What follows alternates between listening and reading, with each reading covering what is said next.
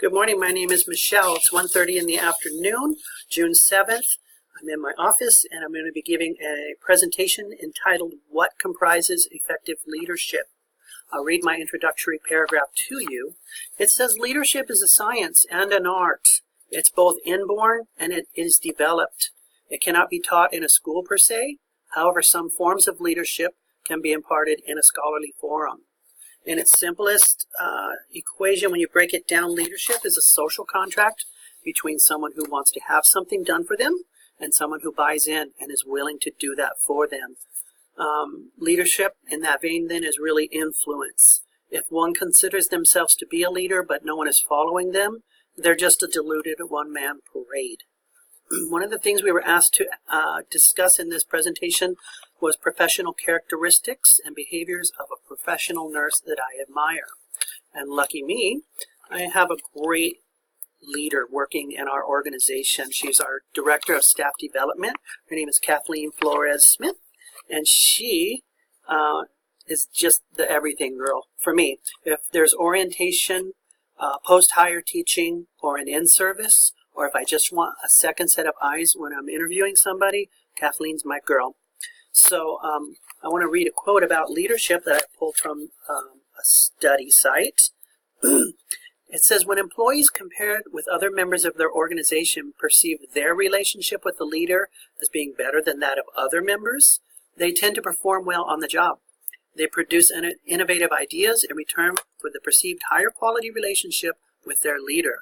So when the leader can get that person to buy in willingly, they get better results and they have a personal stake in the matter. And that's where Kathleen really excels. Her gift is that she makes each person she works with feel special on a personal level. She builds those relationships where she can get someone to willingly go change a brief, give a shower, take a tray to a room, just stand there and listen to somebody who's got dementia and they're rambling on. Kathleen knows how to make you buy in. That makes her a great leader. The second thing that we were asked to discuss is what stood out. Why did I pick her? What is the leadership characteristic that demonstrates a leader in my mind for me to choose this person? And for me, the word is dependability. If there's a job to be done, you know that Kathleen will be there helping with it. She doesn't have to be asked. If she says she's going to do something, you never have to check back to see if she really did it. And that's what makes her a great leader. And with our patient relationships, one of the concepts that we discuss in training nursing students is fidelity. And in the text I had for another class, the author's name is Black. She refers to the concept of fidelity and reinforces its value in building trust. So reliability, trust, fidelity. It's just a dependable person with your employees. That's a good leader. The other thing that she's really dependable with is she's the liaison for our nursing students. And she makes sure that they have all the proper paperwork, all the proper vaccines, all the proper background checks, so that they can come and we can have nursing students learn, but they're also safe for our patients. So Kathleen is really, because of her leadership, helping prepare the next generation of nurses too.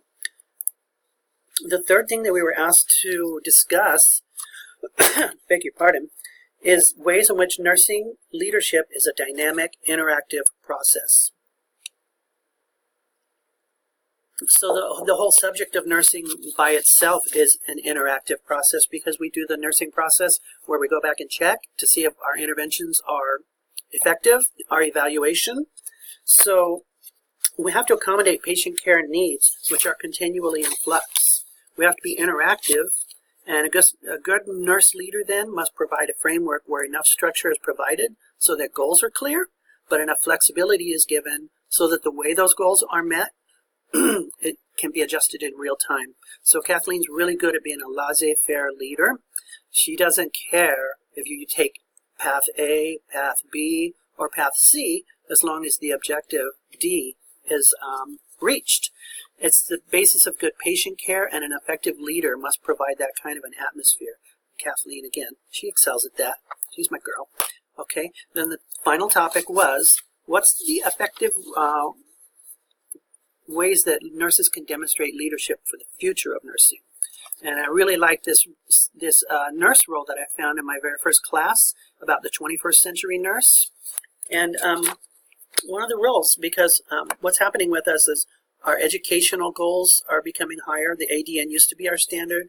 Now it's bachelor's, and even more so the master's and the doctoral positions of nursing are growing. Our scope is growing, and our population is growing. And I'll show a statistic at the end of the growth of all overall employment and then the growth of nursing compared to the growth of the whole healthcare field. It's pretty dramatic figures. But I'll go back to this thing about the CNL role. That stands for Clinical Nurse Leader. And basically, they're suggesting that a new nursing position kind of be purported where, like, you have in the hospital, you have the resident physician that's taking the attendant physician with his residents, and that's what the clinical nurse leader would be. She'd be like the attending nurse, and then the regular nurses on the floor would be like the resident nurses. So she does everything from bedside counseling with the patient to planning discharge to lowering costs to comparing and analyzing the outcomes for the patient. It's just one example of how our scope is expanding. I remember in nursing school, I was shocked when I found out that nurses didn't always give IV pushes. That was a doctor scope. And then we expanded our role. We're continually pushing those boundaries, and now that's part of our scope. And that's because of nurses that pushed. And so I suppose my answer to that is, how are we going to demonstrate leadership in the future? We're going to continue to push our scope, and we're going to continue to be a huge part of the labor market. And I do have a reference for all of these, my reference sheet. I'm going to turn in an AMA paper along with this presentation, and I'll attach it. So in closing, just wanted to show these statistics about the RN field in general. And I just thought this was a fascinating statistic here.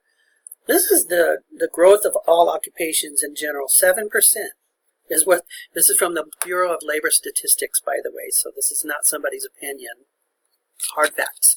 So all occupations are expected to grow 7% between 2016 and 2026. Registered nursing is expected to grow by 15%, but the whole health care field is supposed to grow by 16%.